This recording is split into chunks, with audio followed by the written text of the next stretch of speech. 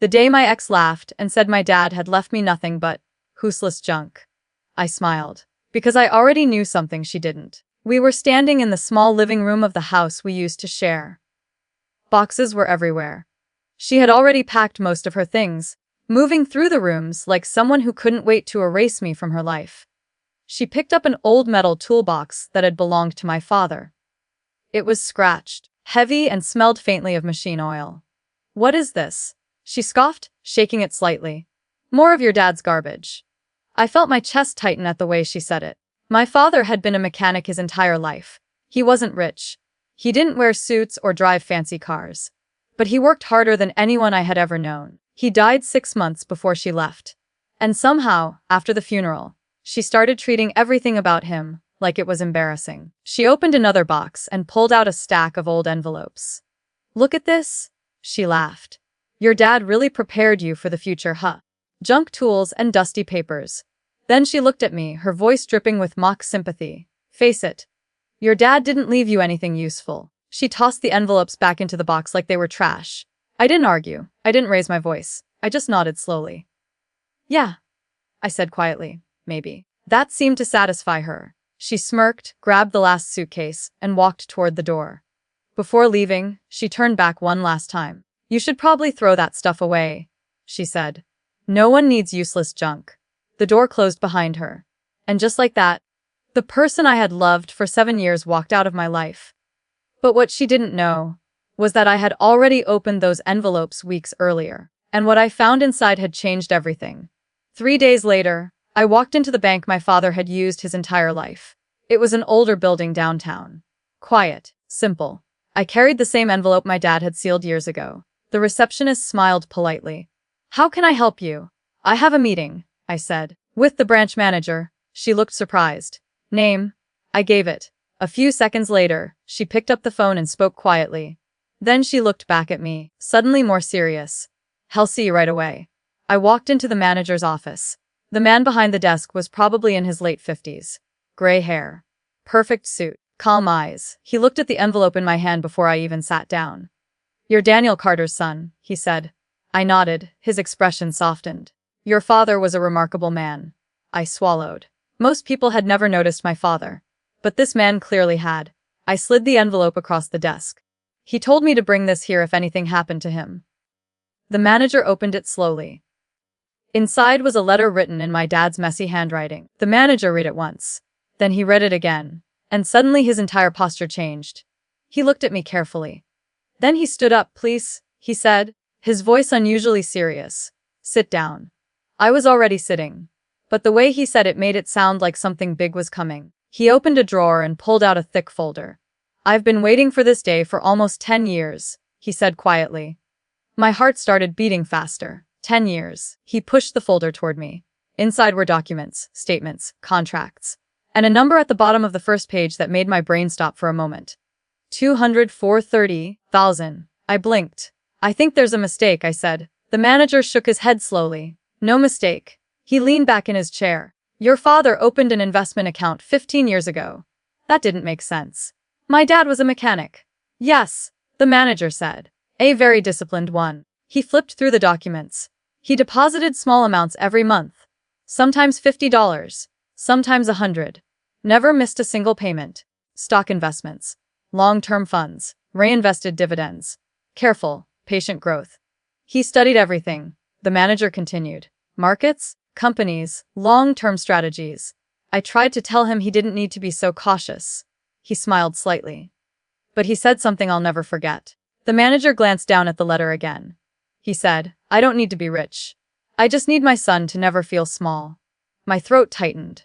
For a moment, I couldn't speak. "All these years," the manager said softly, "built this for you." I stared at the number again. Over $2 million.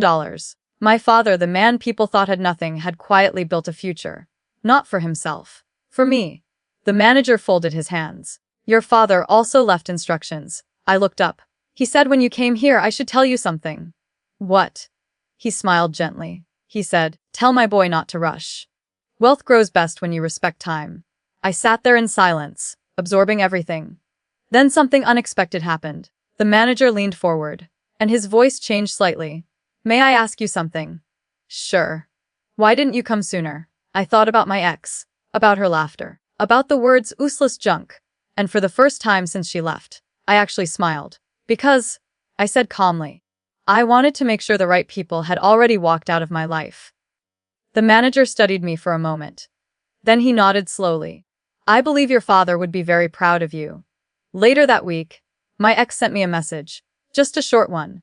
Did you finally throw away all that junk? I looked at the message. Then I looked at the quiet confirmation email from the bank showing my account balance. I didn't send her screenshots. I didn't argue. I didn't explain. I simply typed one sentence. Yeah. Then I blocked her number. Because sometimes the most satisfying revenge is letting people keep believing the story they laughed moment my ex called my father's last gift useless junk. Something inside me went completely quiet. Not angry, not defensive. Just quiet. She was standing in my father's old garage, holding a dusty wooden crate like it smelled bad. Sunlight from the small window hit the floating dust in the air, and she wrinkled her nose like she had stepped into something disgusting. This is what your dad left you, she said, tapping the crate with her fingernail. Old tools and random papers. I didn't answer right away. My father had been gone for 4 months. 4 long, empty months where the house felt too quiet and every corner reminded me of him.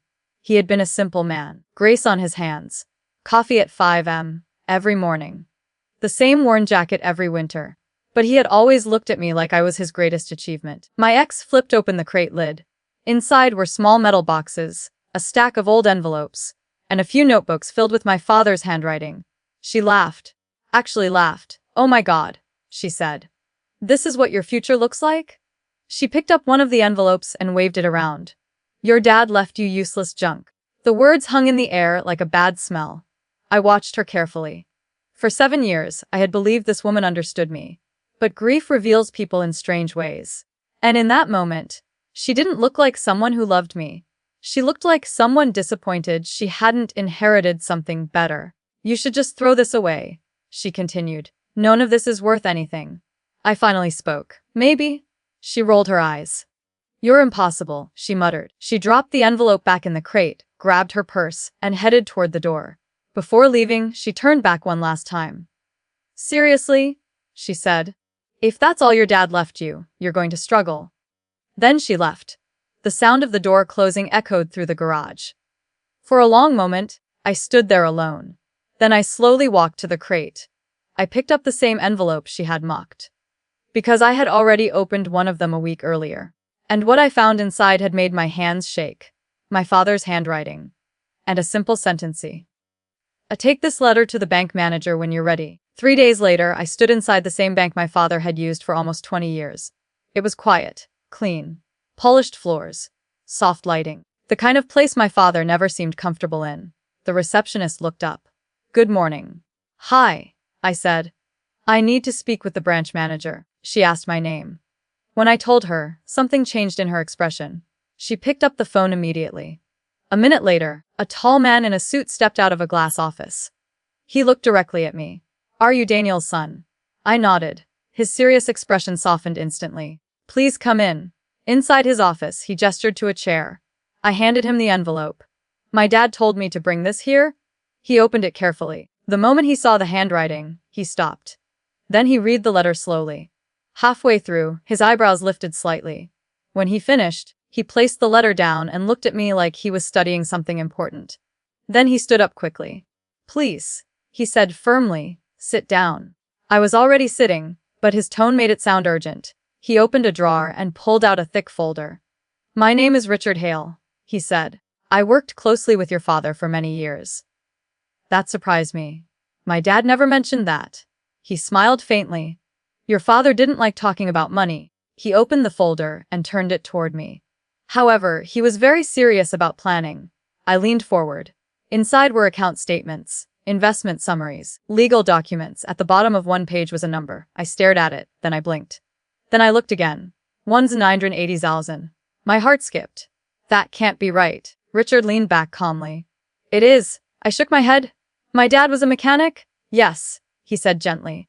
And one of the most disciplined investors I've ever met. He pointed to the first document. 17 years ago, he opened a long-term investment account. My brain struggled to catch up. 17 years. He nodded. Every month he deposited money, sometimes small amounts. But he never missed. He flipped another page. He studied markets, asked questions, read reports. I stared at the numbers. Growth, dividends, reinvestments. Years of slow, patient building.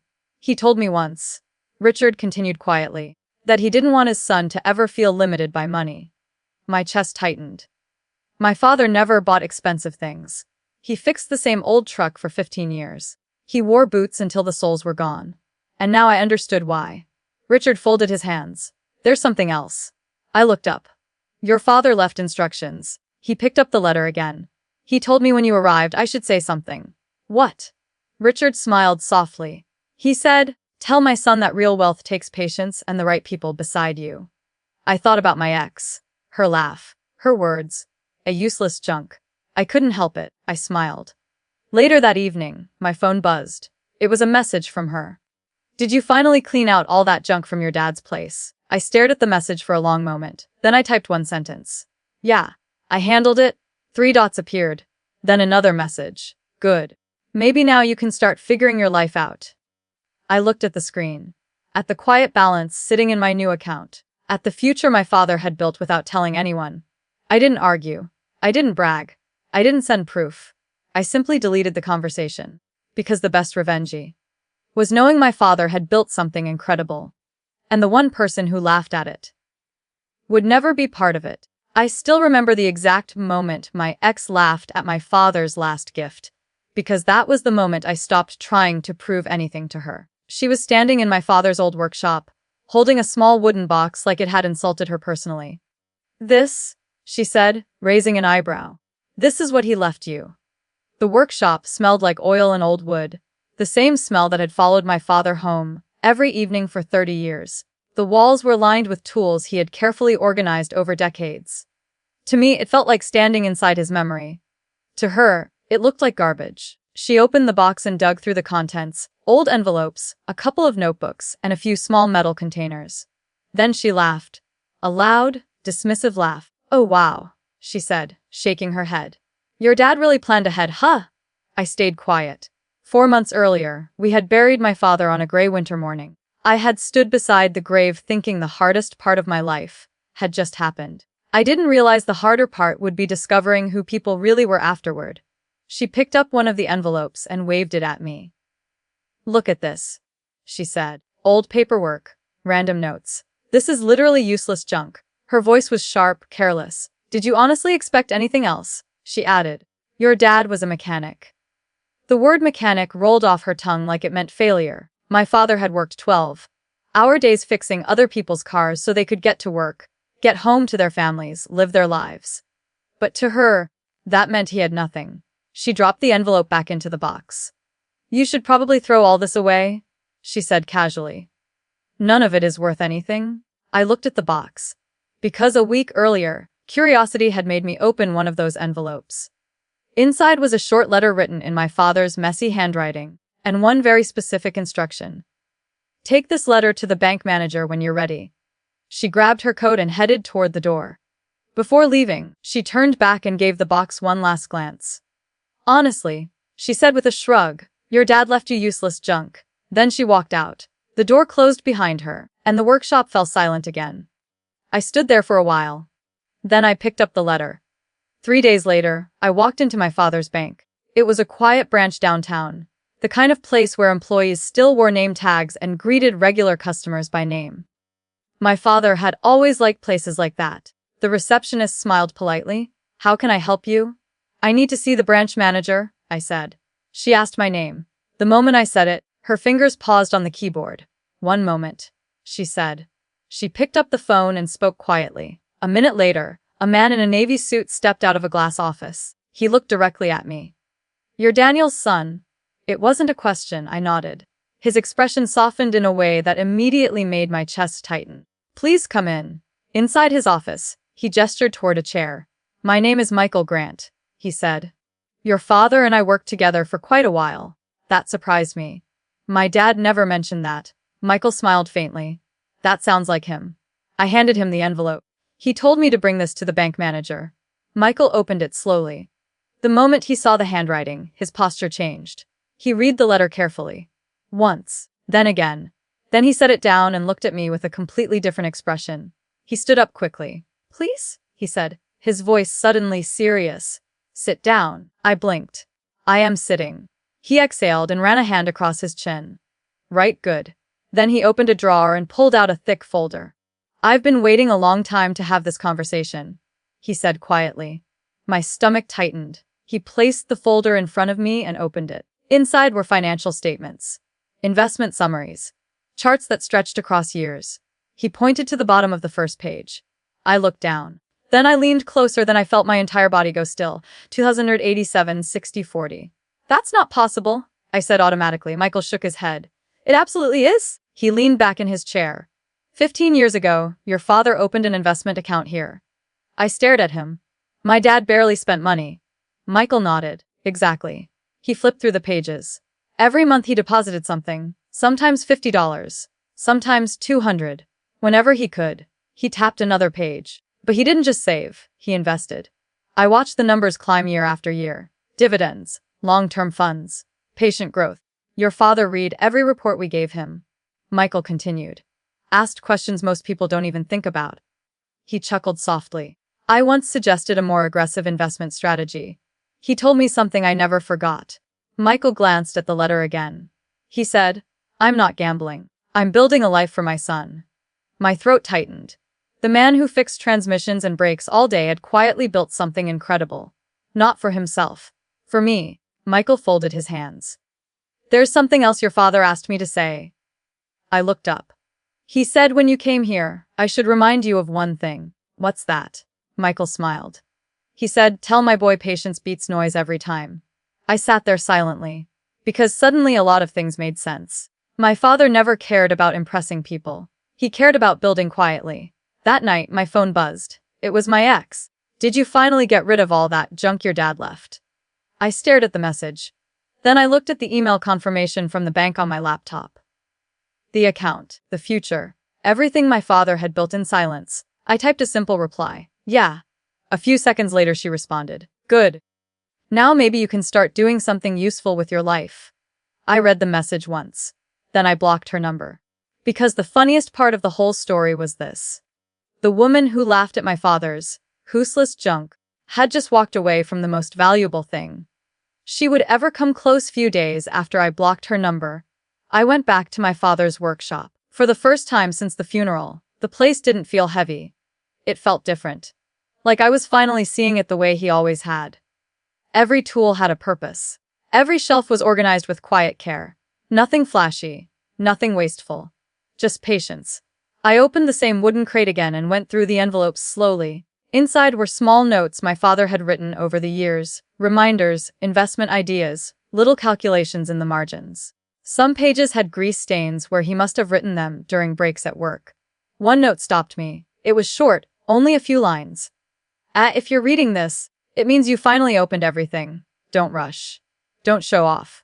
Quiet success lasts longer. And remember, the right people never care what you have. Only who you are. I sat there for a long time holding that piece of paper. Outside, the afternoon sun was fading, casting long shadows through the garage window. For the first time since he died, I felt something close to peace. Not because of the money, but because I finally understood the real gift he left me. Discipline, patience, and the ability to stay silent while others underestimate you. The same silence that made my ex laugh was the same silence that made my father a millionaire without anyone noticing.